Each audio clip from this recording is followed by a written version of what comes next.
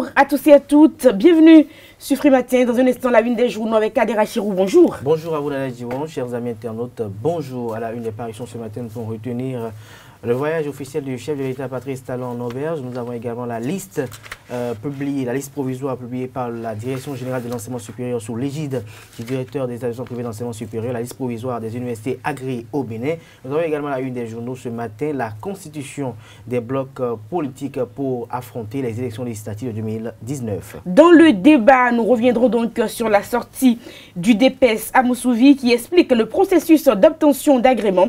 Nous parlerons également des universités totalement fermées, des universités partiellement fermées et également des 20 universités agréées au Bénin.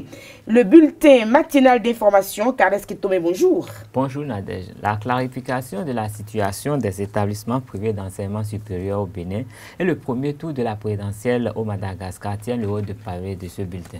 L'actualité sportive avec Larios Adjagbenon, l'horoscope du jour avec Ruth Sodidji. Bienvenue, bonjour. Voici pour vous la une des journaux signée Kader Achirou. Bonjour à nouveau, chers amis internautes. Enseignement supérieur au Bénin. Ce qu'on reproche aux promoteurs d'établissements privés est à découvrir dans la parution du jour de La Nation, précisément à la page 3. Le canal vous propose également la liste des écoles fermées. Nous restons avec le quotidien national d'information qui titre « Meilleure gestion de la transhumance transfrontalière au Bénin. Le gouvernement prend le taureau par les cornes ». Nous passons au quotidien Soleil Levant, congrès du parti La Lumière le samedi dernier. Paul Keita Lokossou remercie les participants et réaffirme son soutien au programme d'action du gouvernement du président Patrice Talon baptisé Bénin est révélé. Le Béninois libéré, projet de bitumage de la route Ouida commencé à Lada. Ayadji sur le terrain rassure les riverains enseignement supérieur au Bénin. La liste des écoles privées agréées est également à découvrir dans les colonnes de la parution du jour de Le Béninois libéré. Le challenge, révolution sociale sous le président Patrice Talon après les 2 500 000 Béninois pour l'acte de naissance gratuit. Voici 350 000 pour la biométrie. Nous restons avec le challenge. À l'oreille droite de la une du jour de Le Challenge, établissement d'enseignement supérieur, établissement privé d'enseignement supérieur. Le canal vous propose également la liste intégrale des universités agréées et les écoles fermées. Nous passons au quotidien La Tribune de la capitale, condamné à 6 ans d'emprisonnement ferme et à 3 milliards d'amende pour fraude douanière. Atta Mohamed Renouho, victime de sa naïveté politique, selon le confrère. Nous restons avec La Tribune de la capitale, phase pilote du projet ARCH, assurance du renforcement pour le capital humain, les bénéficiaires bientôt dotés de leur carte d'identité biométrique. Renseigne la une du jour, précisément le deuxième titre à la une de La Tribune de la capitale. Nous passons à Le Caribou, création de blocs excentrés aux 2 entités chères au chef de l'État. Le choix de Claudine Prudencio déplaît foncièrement à Patrice Talon. La fabrication d'engouement en faveur de cette supercherie va précipiter l'UDBN dans le déclin. L'ancrage national du parti circonscrit dans son godomé ne permet aucunement cette liberté, constate le confrère de Le Caribou ce matin. En manchette, comme vous pouvez d'ailleurs l'apercevoir, chers amis internautes, promotion de l'économie bleue, talon à la conquête des investisseurs en Norvège. Nous passons au quotidien Matin Libre, voyage du chef de l'État à l'extérieur. Enfin, le bout avec les opérateurs économiques, s'interroge le canard, en affichant, comme vous pouvez l'apercevoir, l'image ou la photo de la descente d'avion de Jean-Baptiste Sativi, l'avion qui a transporté le chef de l'État Patrice Talon pour la Norvège. Nous restons avec Matin Libre, appel contre la décision de justice sous la rupture. La criette se saisit du cas Métoyon, Attao et ses avocats dans le dilemme. Nous restons avec le quotidien Matin Libre Bénin. Un comité pour soutenir les détenus politiques et exilés politiques a été mis sur pied. Des précisions à la page 11 de l'apparition du jour du quotidien Matin Libre. Nous passons à La Nouvelle Génération, projet de loi des finances 2019, à découvrir à la page 9 de l'apparition du jour de La Nouvelle Génération, les innovations fiscales dans le dit test. Nous passons au quotidien Le Routier, volet social du programme d'action du gouvernement. Talon lance le compte à rebours pour le projet ARCH, 350 000 cartes gratuites pour les Béninois. Nous passons au quotidien Le Progrès, coopération bilatérale, les traces de Patrice Talon en Norvège, toujours avec Le Progrès. Fédération béninoise de football, Mathurin de Chacus, dynamise les commissions techniques. Le pays émergent, élection législative de 2019, l'opposition inquiète, alerte sur des soupçons de fraude, la Sénat mise devant ses responsabilités. Nous restons avec le pays émergent, signature d'une convention pour le financement de la construction du siège de l'ANCB. Luc Setondia-Tropo obtient 300 000 € de l'AIMF et l'accord de construction du siège de l'ANCB. L'ANCB, c'est l'Association nationale des communes du Bénin. La primeur, bitumage de tronçon Ouida a commencé à l'ADA, suivi de reprofilage des pistes à commencer. Talon réitère sa proximité aux populations. Jacques Ayadi, l'émissaire du chef de l'État à commencer, porte le message aux riverains. Le grand matin, avantage du RAVIP, 350 000 Béninois désormais sortis de l'obscurité identitaire, Talon en plein dans le social. Nous restons avec le quotidien le Grand Matin, visite de travail du président Patrice Talon en Auverge. Une première, un grand honneur pour le Bénin. L'indépendant, réforme et assainissement dans le secteur de l'enseignement supérieur au Bénin. La liste des universités privées fermées et celles agréées est à découvrir aux pages, les différentes listes sont à découvrir aux pages 2, 3, 4, 5, 6, 8, 9 et 10 de l'apparition du jour de l'indépendant. Néanmoins, le Canard retient pour vous en manchette que 50 universités sont totalement fermées, 12 universités partiellement fermées, 27 universités non agréées, 7 universités avec avis réservé et 20 universités agréées. Nous restons avec l'indépendant, deuxième titre à la une en manchette. Parents, s'exclame le confrère, pour une formation assurance qualité. Inscrivez vos étudiants dans ces 7 universités privées agréées, à savoir les cours SONU, ESAE, Gaza, ISCG, ESM, IRGIB et HECM.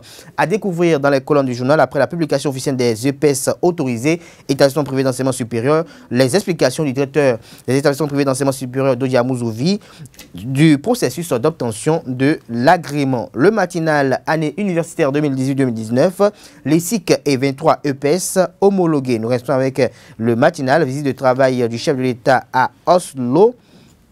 Talon rapproche le Bénin de la Norvège.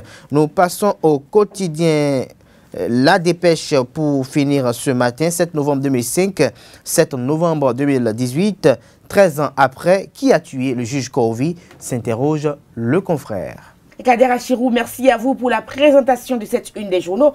Nous rappelons que les quotidiens béninois sont disponibles dans les kiosques. Vous les avez au prix de 300 francs CFA. Vous les avez également en ligne. Nous passons à présent au bulletin matinal d'information, signature Carles Kitomé. Chers amis internautes, bonjour. Le directeur des établissements privés d'enseignement supérieur a donné une conférence de presse hier à l'Infosec de Cotonou.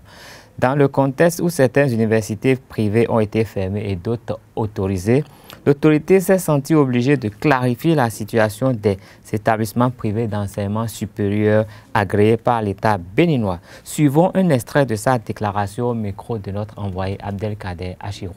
Le 10 octobre, il y a eu la première session plénière du Conseil consultatif qui est revenu sur tout le travail qui a été fait et qui a annoté et validé. Le 12 octobre, les résultats de cette première session plénière ont été présentés à l'autorité. Ce même 12 octobre, le Conseil consultatif a recueilli les observations ainsi que les préoccupations de l'autorité. 4 jours plus tard, le 16 octobre, il y a une deuxième session du Conseil consultatif pour l'étude et la prise en compte des préoccupations ainsi que des observations de l'autorité ministérielle. Compte en a été rendu à l'autorité qui à son tour a rendu compte à la haute autorité.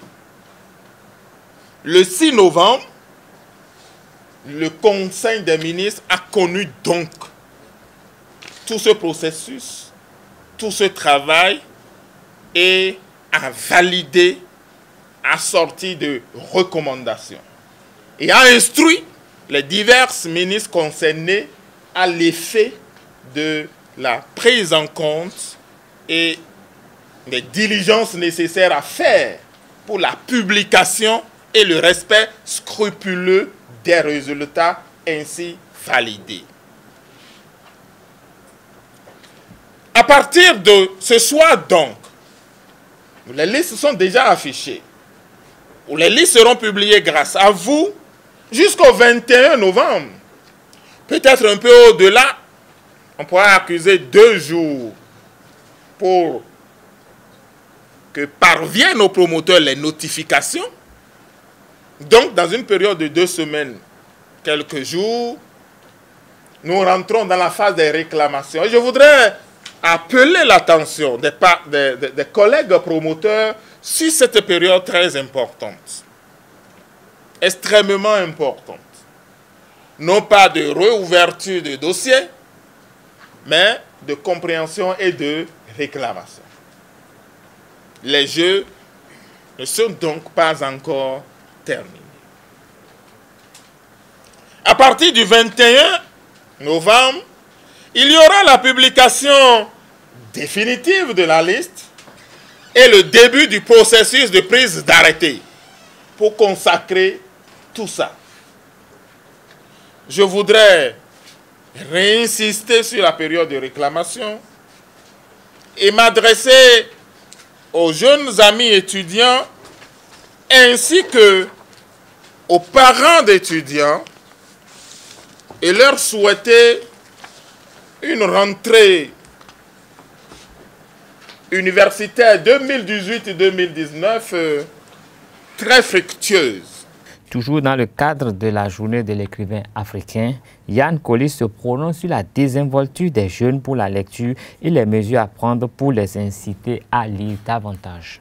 Autant la célébration de la journée de l'écrivain africain que toutes les autres initiatives qui rentrent dans le cadre de la promotion de la littérature, on ne peut que les accueillir favorablement quand on observe aujourd'hui le degré de divorce entre la lecture et le lecteur.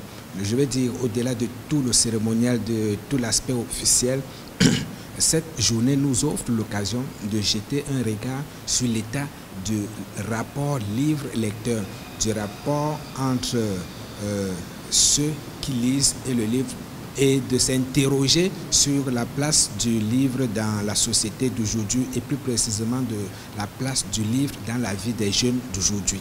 Les jeunes aujourd'hui ne lisent plus que les œuvres qu'on leur impose à travers la liste officielle des œuvres au programme. Les jeunes d'aujourd'hui ne lisent pratiquement plus parce que la littérature ou la lecture a cessé d'être perçue comme une activité ludique, comme une passion. Et donc il y a un total désastre du côté de la passion pour la lecture, en dépit justement de toutes les activités qui sont initiées pour promouvoir la lecture, pour promouvoir la littérature. Parce que le constat est aujourd'hui flagrant, c'est qu'on a des activités qui naissent comme des champignons. On a diverses sortes d'initiatives qui ambitionnent d'aider les jeunes à revenir à la littérature. Le constat, c'est que, pour faire bref, quand on regarde toute la chaîne du livre, c'est-à-dire les auteurs, les éditeurs, les libraires, les lecteurs, on sent qu'il y a un vrai souci, une vraie prise de conscience de la part de tous les acteurs du livre, sauf le lecteur. C'est-à-dire que tout est mis en œuvre pour que le livre soit promu, pour que le livre ait une bonne visibilité, pour que le livre soit lu.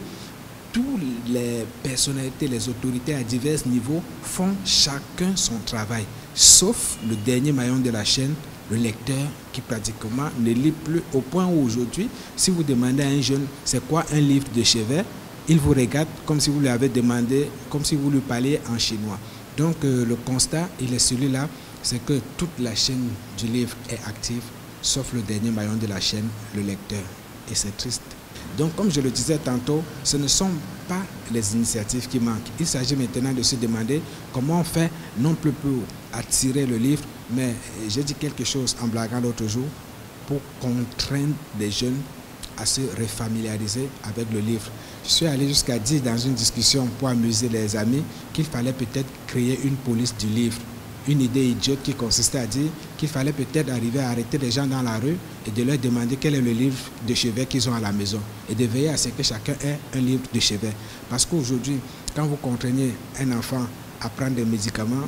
Forcément, ça ne lui fait pas du bien sur le coup, mais après, à un certain moment, il vous dit, avec ces médicaments, j'ai retrouvé la santé et il félicite. Donc je pense qu'il faut très idiotement, très bêtement entreprendre des actions draconiennes pour contraindre les jeunes à recourir vers cette passion. Je le dis, pas parce qu'ils ne percevront pas la chose bien, parce qu'au final, ils se diront, une fois qu'ils auront appris à redécouvrir le plaisir de lire, ils se diront, ben, peut-être c'était un mal pour un bien. Donc je vais dire quelque chose de très idiot. Peut-être qu'il faut sortir le foie, il faut sortir la lanière pour que les gens retournent au livre, simplement.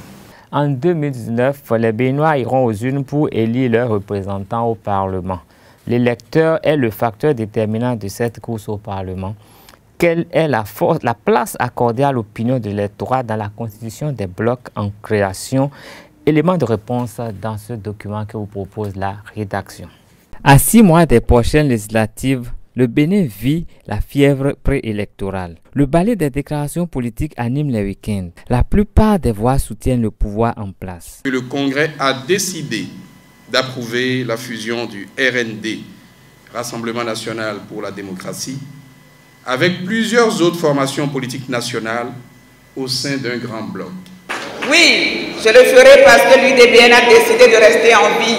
J'ai la conviction que notre grand parti vivra encore très longtemps. Ce qui me réjouit est que vous avez décidé, en précisant que vous ne pouvez point vous écarter de notre engagement à soutenir le président de la République, le président Patrice Talon. L'Union pour l'émergence de l'élite politique UPEP décide de commun accord avec tous ses militants et militantes de rentrer dès ce jour dans le grand bloc progressiste. En dehors du dernier rassemblement des forces de l'opposition, le Front souverain se démarque des deux camps. Le Front souverain, avec toutes les forces d'avenir de notre pays, sont les seules vraies forces d'opposition dans notre pays.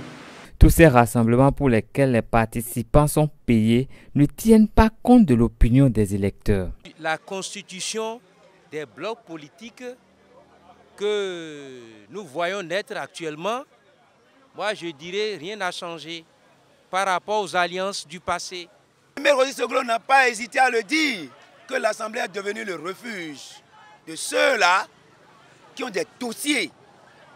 Et à cause de leur peur, la peur qui les pousse maintenant à aller vers la mouvance, croyant que quand ils vont se rallier derrière le chef de l'État, ils peuvent avoir une protection quelconque. Les députés, en un mot, sont élus pour défendre le peuple et non pour défendre le gouvernement seul. Ces divergences n'entravent pas pour le moment l'ardeur des uns et des autres à vouloir tirer le meilleur parti de ces échéances. Hors de nos frontières en page culture, dans sa première exposition à la Galerie Orthographe de Londres, au Royaume-Uni, l'artiste sénégalais Omar Diop se met en scène dans ses portraits et ses autoportraits pour remettre à jour les épisodes de l'histoire du peuple noir et de la diaspora.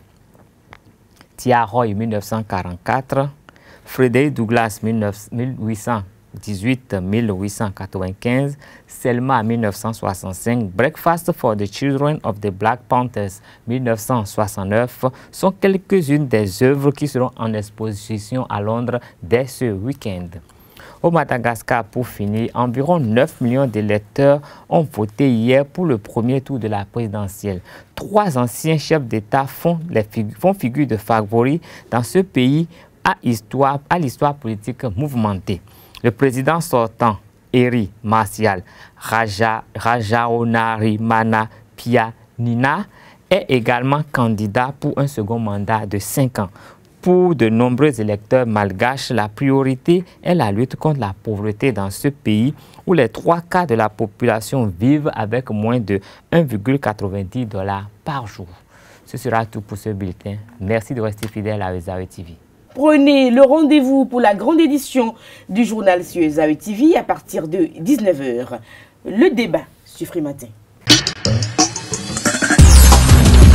Le débat sur Free Matin, Kader Achirou, Carles Kitomé, vous êtes donc bien installés pour qu'on discute des réformes dans le secteur universitaire avec des listes publiées hier, Kader Achirou.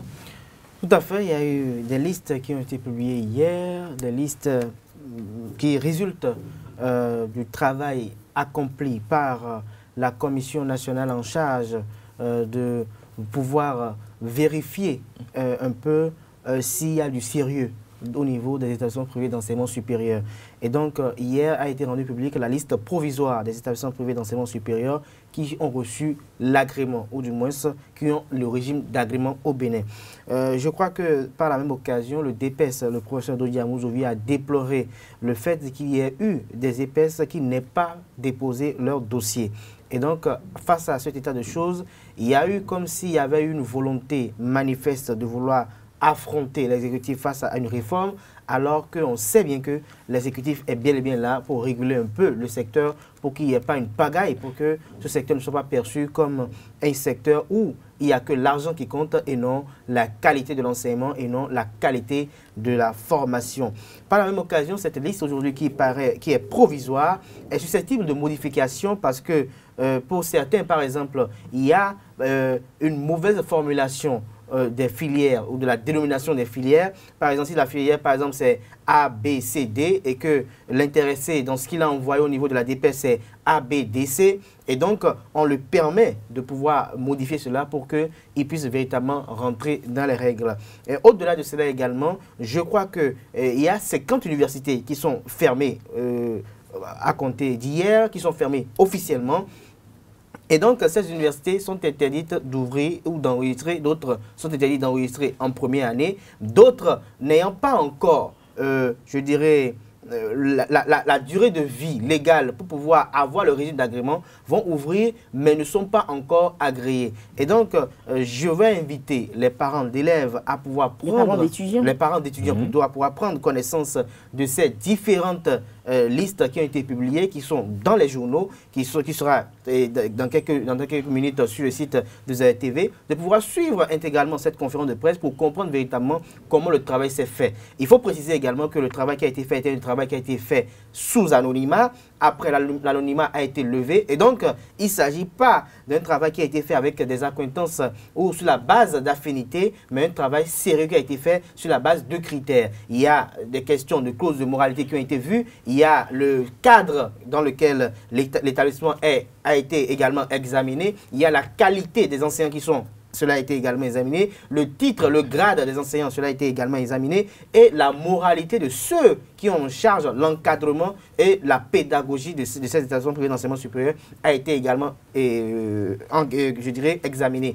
Il faut noter également que il y a eu des problèmes au niveau de certaines universités où on n'a pas compris réellement qui est le fondé, qui est le directeur des études. Parce qu'à un niveau donné, il y a une cacophonie qui s'est installée, ce qui a fait que même parfois des promoteurs n'ont pas pu eux-mêmes clarifier leur position. Je crois qu'il y a encore du temps pour que certains puissent peut-être se mettre au pas, mais je crois qu'aujourd'hui, avec cette liste, je crois, quand vous vous rapprochez de la création des établissements privés d'enseignement supérieur, vous avez une clarté dans ce qui se passe aujourd'hui dans le secteur privé de l'enseignement supérieur. Il n'y a plus de fondés qui cumulent de postes avec un directeur des études qui peut-être non. Aujourd'hui, chacun est dans son couloir et vous assumez votre poste et c'est vous qui répondez parfois de certaines choses. Outre cela, je crois qu'il faut dire qu'il y a également au niveau de cette publication de liste ceux qui ont été perçus comme des gens qui avaient en affront cette réforme, mais qui au finish ont déposé le régime d'agrément et qui ont reçu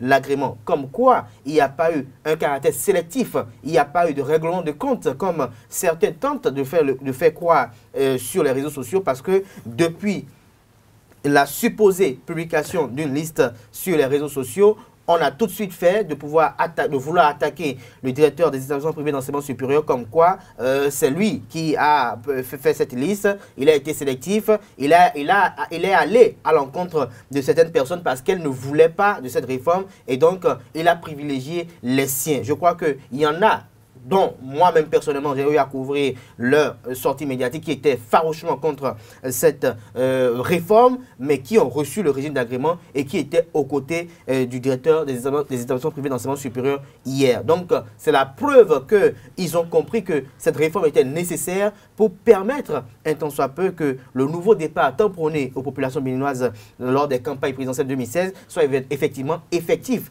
au niveau du secteur privé de l'enseignement supérieur. Et je finirai... Avant de vous laisser finir, alors, quand il y a le revers de la médaille, déjà on a un aperçu du tableau. Si un parent d'étudiant a déjà inscrit son enfant quelque part, qu'est-ce qui va se passer? Parce que le timing, nous sommes en novembre. Est-ce que finalement, on ne s'est pas pris un peu tard par rapport à cette liste? Moi, je dirais non, on ne s'y est pas pris tard, dans la mesure où ça fait déjà des mois que les gens savaient que des établissements privés d'enseignement supérieur devaient être fermés.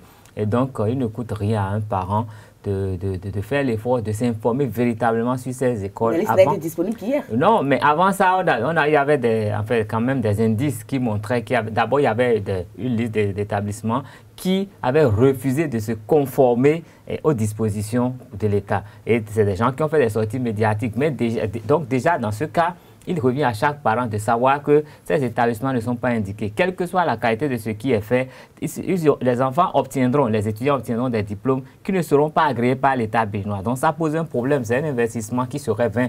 Et ça, ce n'est pas du tout une bonne chose. Et moi, je dis, nous sommes dans un état de droit. Et tout ce qui se fait dans un pays se conforme aux règles de ce pays-là. Avant d'exercer dans le commerce au Bénin, il y a ce qu'il faut faire. Quand vous ouvrez une boutique et que vous n'avez pas le registre de commerce, quand les agents du ministère du Commerce ou des impôts passent par là, mais on ferme. Et vous avez des problèmes jusqu'à ce que vous soyez mis en règle et en payant en plus des amendes. Et nous sommes ici dans le cas de l'enseignement. Et quel enseignement? L'enseignement supérieur. On apprend aux gens à devenir des cadres pour servir ce pays. Et donc, si on est fondé ou bien responsable d'un établissement privé d'enseignement supérieur et qu'on n'est pas à même de pouvoir satisfaire aux exigences pour l'exercice de cette profession, je crois qu'on n'a pas été assez sévère. Tous ceux qui n'ont pas déposé les dossiers, ça doit être fermé à jamais. Et ceux qui ont pu, quand vous formez des gens pour diriger ce pays et que vous-même, vous n'êtes pas en mesure de bien remplir les fiches, de bien répondre comme à un appel d'offres, alors que vous formez des cadres, que la licence, c'est déjà des cadres. Le master, c'est des cadres de conception. Donc, c'est des grands diplômes. C'est compliqué. Quelle est la frange de la population béninoise qui accède à ce genre de diplôme? Et maintenant, vous voulez former des gens pour ce genre de formation et vous n'êtes pas en mesure de satisfaire à une fiche de renseignement. Je crois que... Qu'est-ce que je fais en tant que parent d'étudiant? On n'a pas répondu à ma question. La liste, on sait déjà, depuis l'année passée, il y avait une liste d'une cinquantaine d'établissements qui avaient été présentés et c'était dit que ces établissements avaient un avis favorable pour avoir l'agrément. Donc, inscrire son enfant dans une université qui ne figurait pas sur cette liste, c'est une première erreur. Et à la veille de la rentrée, sinon pratiquement le jour de la rentrée, il y a une liste de 19 établissements qui avaient été... Il fallait être attentif finalement. C'est tout. Il fallait être attentif. Et les étudiants, même, ce n'est pas des enfants, il faut bien s'informer. Je crois que c'est aujourd'hui que, depuis hier soir, que la liste officielle a été rendue publique. Je crois également que il a été présenté aux différents parents d'élèves des excuses parce que cette liste a pris beaucoup de retard avant d'être rendue publique, compte tenu du sérieux qui devait être fait, compte tenu des exigences dans l'applicabilité, dans le fonctionnement, dans l'accomplissement de la tâche qui était assez lourde et qui était très, je dirais, importante et je dirais même qu'elle est très sensible. Vous savez un peu, quand il s'agit de vérifier ce genre de choses, on ne peut pas faire un travail de manière expressive, on ne peut pas faire un travail de manière sommaire. Il fallait aller dans le fond, il fallait aller dans le creuset même des choses pour pouvoir savoir véritablement ce qui s'y faisait. Je pense qu'il y avait également des enquêtes de moralité qui devaient être effectuées et qui ont été effectuées, ce qui a fait que cela a pris tout ce temps. Mais je crois qu'aujourd'hui, la liste officielle provisoire est rendue publique et je pense que cela doit donner une lueur d'espoir aux différents parents d'élèves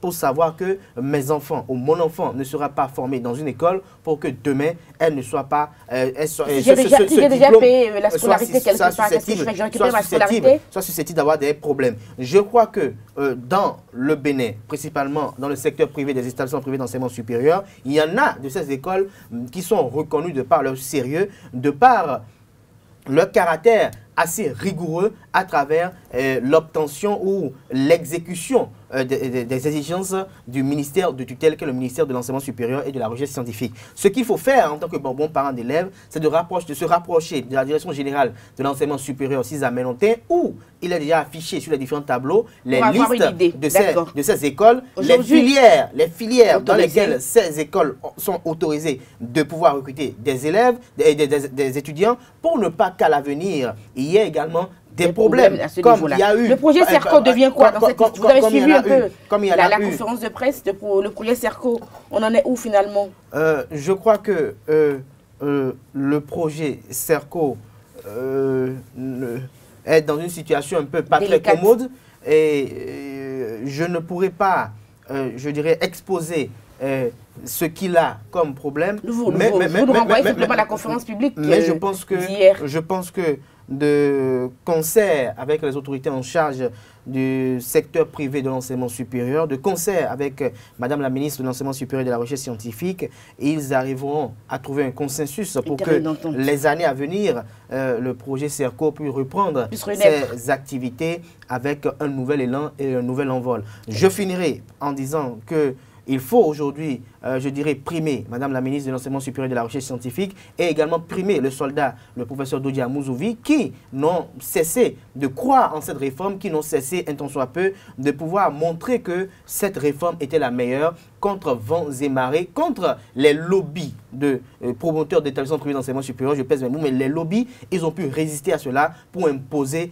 cette réforme qui est le régime de l'agrément. Je pense que c'est le chef qui a approuvé cela, celui qui a béni cela, celui qui a accordé la bénédiction. Et je dis qu'il faut féliciter ces deux parce que s'il faisait faillite, c'est qu'il ternissait l'image du chef de l'État. Et je crois que cela est bien. Et nous attendons la dernière étape qui est prévue pour cette année pour que véritablement nous puissions avoir des écoles, des établissements privés d'enseignement supérieur qui sont des établissements sérieux et qui, au-delà de tout, est certaines choses. Parce qu'on ne peut pas concevoir, hier le professeur l'a dit, des universités qui existent depuis certaines années, qui ont engrangé un certain nombre de sous, qui est quand même inimaginable, et que ces écoles soient incapables de pouvoir avoir un cadre décent, ces écoles soient incapables de pouvoir avoir, je dirais, le minimum en ce qui concerne le niveau de grade des enseignants. Je pense que cela est très important, et comme je l'ai dit tout à l'heure, les parents doivent se rapprocher de la direction générale, ou carrément de regarder dans leur WhatsApp où les listes sont publiées, pour voir, même si cette école est agréée, est-ce qu'elle est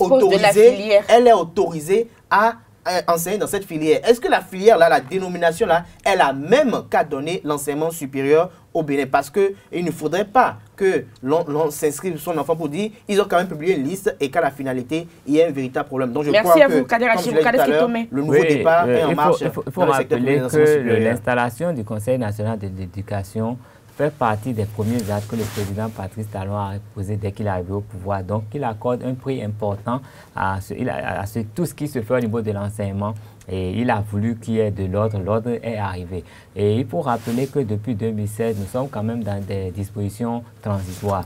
Et il a été instauré des examens nationaux pour attester, pour que les diplômes obtenus par les étudiants obtiennent le sceau de l'État béninois en attendant que les établissements soient agréés. Et dans ce contexte, il y a des établissements qui ont refusé systématiquement de présenter leurs étudiants. Ça veut dire que depuis 2016, il y a des diplômes qui sont délivrés par des universités qui n'ont aucune valeur au niveau national. Et si aujourd'hui, les gens persistent jusqu'à ce qu'on ferme les universités alors qu'ils inscrivent leurs enfants, je crois qu'ils auraient pris des risques inutiles. Donc, il nous revient d'être attentifs. Nous sommes dans l'enseignement supérieur. Quand un étudiant arrive sur un campus, la première chose qu'il fait, il lit sur les tableaux. Donc, il faut s'informer, avoir les bonnes informations pour éviter des pièges. Merci à vous, Kales Kitome, Kadira Chirou. C'était le débat sur Primatir. Nous passons au sport et à l'horoscope du jour. Les sports sur Frimatien, le comité exécutif de la Fédération béninoise de foot a publié hier la liste des commissions ainsi que leurs membres conformément aux dispositions statutaires. Bonjour. Bonjour Nadège et bonjour à tous. Effectivement Nadège, la Fédération béninoise de football a rendu public les membres désignés pour siéger au niveau de ces différentes commissions de la FBF. Et il faut noter déjà qu'au niveau de la commission média, c'est le président Valek Kakaï-Gleret, qui est à la tête de cette commission. Il sera appuyé dans l'exercice de ses fonctions par un certain René José Sagbo, directeur du site JP Sport et Benin.com, et du doyen Aristide Kotanou, chef division sport de la radio nationale, d'un de ces éléments à la radio nationale, Albert Ogouredji, et il y a également notre confrère du site Benin Football, c'est Trinité et Singbo, qui est membre de cette commission. Il faut dire que la commission que tout le monde regarde, c'est celle des finances, qui sera présidée par le président de l'association sportive du port autonome de Cotonou, ASPAC, qui a pour nom Adam Wahab et Chabi. Et il faut dire également que le président ou le comité exécutif de la Fédération béninoise de football a désigné également les membres du conseil de gestion de la Ligue professionnelle de football du Bénin, et c'est le colonel Pamphile Zomaou qui va présider cette institution ou cette sous-institution de la Fédération béninoise de football. Par ailleurs, le comité exécutif a procédé à la nomination des membres de l'encadrement technique de l'équipe nationale junior, et c'est désormais Mathias Deguenon qui est le sélectionneur national. Il sera assisté de Luc René Messan et de Chitou Rachad comme entraîneur des gardiens de but. Et il faut dire que tout le staff a été constitué du médecin jusqu'au préparateur physique. Et pour finir avec ça, les différents membres des ligues régionales ont été également nommés. Et pour ce qui est de la Ligue Atlantique, c'est le président Charles Titi Guetti qui va présider à la destinée de cette ligue. D'autres informations sportives sur Frématin? Oui, nous allons commencer par cette mauvaise nouvelle pour l'équipe nationale de football du Bénin. Le capitaine Stéphane Sesseyon, qui a écopé d'un carton rouge lors de la rencontre face au Fenech au stade Général Mathieu Kérékou le 16 octobre dernier, sera suspendu pour 2 matchs. Le match automatique, c'est celui du 17 novembre prochain à Bakao contre les Scorpions de la Gambie. Il ne sera pas présent, on le savait déjà, mais la CAF a décidé de lui infliger une autre rencontre de suspension. Donc, en mars prochain, le capitaine ne pourra pas être sur la pelouse du stade Général Mathieu Kérékou de Cotonou pour affronter le Togo en match retour. Mais la fédération peut toutefois faire appel de cette décision vu les conditions dans lesquelles Stéphane Sesseyon a été expulsé le mois dernier. Finalement, l'arbitre, il n'a pas eu, parce qu'il a été conforté apparemment par la CAF finalement, non? Oui. L'arbitre avait été sévèrement critiqué au Bénin. Sévèrement critiqué, mais il faut dire que c'est la Fédération béninoise de football qui devrait mener les démarches nécessaires pour donner les preuves que l'arbitre a été mauvais sur ce match. Même il fallait avoir les preuves aussi. Mais il y a la vidéo du match qui est là, que la CAF n'a pas vu la vidéo. Maintenant, ce n'est pas encore terminé. Ça veut dire que le Bénin peut toujours faire appel de cette décision de suspendre son capitaine et métronome pour 2 matchs. Et il faut dire que également au niveau de la finale aller de la Ligue des champions africaine 2018, il y a eu problème d'arbitrage, et dans ce milieu, l'arbitre a souvent raison, parce que la CAF a le devoir également de protéger les hommes en noir ou les arbitres dans ces litiges après match.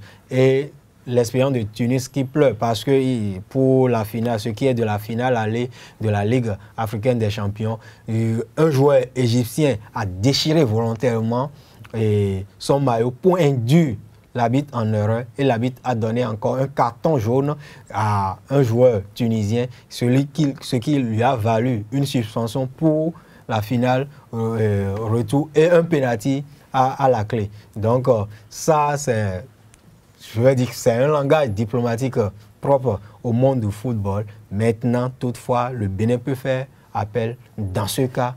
Espérons que le Bénin ait les arguments solides. Oui, nous avons les arguments solides, on a vu. C'est le plus important. On a vu. Maintenant, pour terminer, on va parler maintenant de la CAN de 3 contre 3 de basketball qui va démarrer demain du côté de Lomé et le Bénin participe avec ces deux sélections, la sélection masculine et féminine. Les deux sélections quittent Cotonou aujourd'hui pour Lomé, mais le mardi dernier, lors de l'avant-dernière séance d'entraînement, le coach a tenu un discours motivateur pour galvaniser son équipe.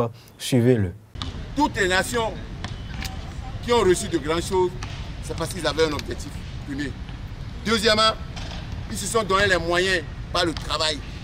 Troisièmement, ils ont fait porter ça par un rêve. Est-ce que vous voyez? Quatrièmement, il faut mettre la foi. Il faut avoir foi d'eux. Parce que sur le parcours, vous n'avez pas prévu les difficultés arrivent, on ne baisse pas les bras, on ne fond pas, on tient.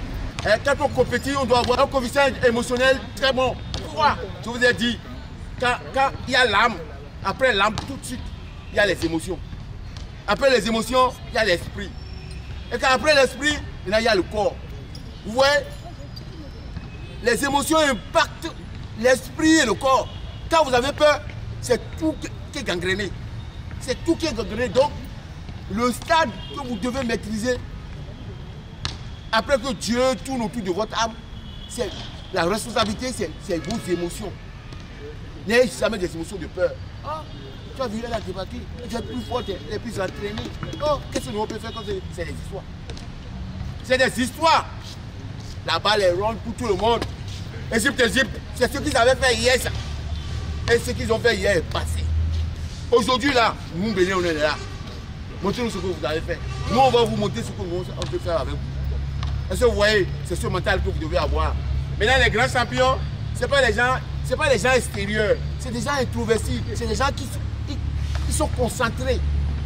Et c'est des gens qui recherchent le silence pendant la compétition. Ils recherchent le silence. Et c'est des gens, surtout, qui ne jouent pas pour eux-mêmes. Ils jouent pour faire plaisir à des masses, aux supporters, aux dirigeants. C'est comme ça qu'on atteint la gloire. Quand vous jouez pour vous-même, l'ego va vous couper la route. Il va vous couper la gorge. L'ego va vous anéantir. Parce que vous avez trouvé que c'est pour la star, c'est machin et tout. Et puis, vous allez élever tout le monde. Hein? Vous allez, par votre égoïsme, vous allez créer vos propres obstacles. Donc, je vous invite à la collabo. Ça, on vous a tout ça. Il faut qu'on vous réseaute. Jouez en réseau. Soyez solidaires et soyez dignes. On vous regarde. Pourquoi toi? Vous devez pouvoir rêver. Pourquoi pas moi? Pourquoi pas moi? Oui, c'est moi. Hein? Par le jeu, par ton cran. Hein? Par ton application. Et c'est ça qu'on veut de vous. Vous êtes d'accord? C'est vous là encore qu'on va retrouver en 50 siècle. Merci à vous, Largues Diagbenon, pour toutes ces informations sportives dans la grande édition. Nous aurons droit au développement complet de l'actualité sportive. Nous passons à l'horoscope du jour sur Free Matin.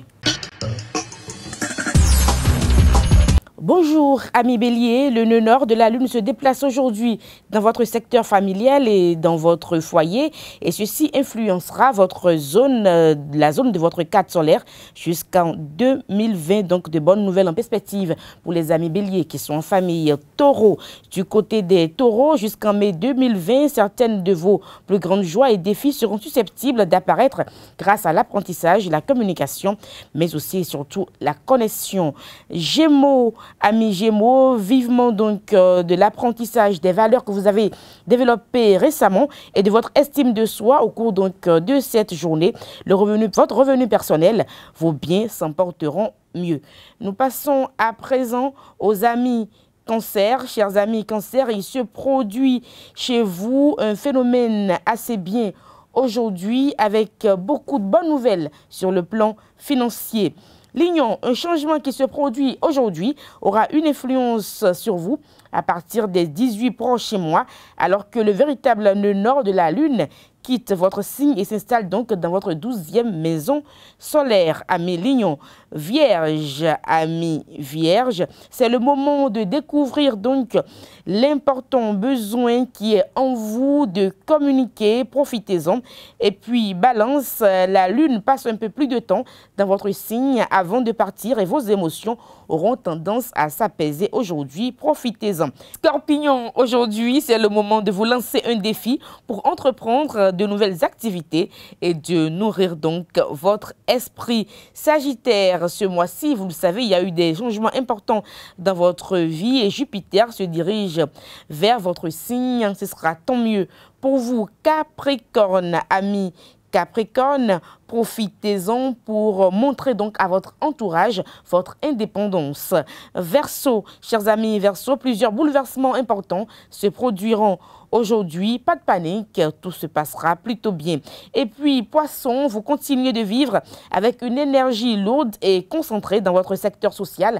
Mais aujourd'hui, le nœud nord de la lune se déplace dans son secteur opposé, ce qui vous encourage à trouver un équilibre. Ainsi se referme Free Matin de ce jour. Merci à tous et à toutes pour l'attention. On va se retrouver demain pour un autre numéro de Free Matin. On sera vendredi, ce sera donc le début d'un beau week-end. Portez-vous bien, au revoir et à bientôt.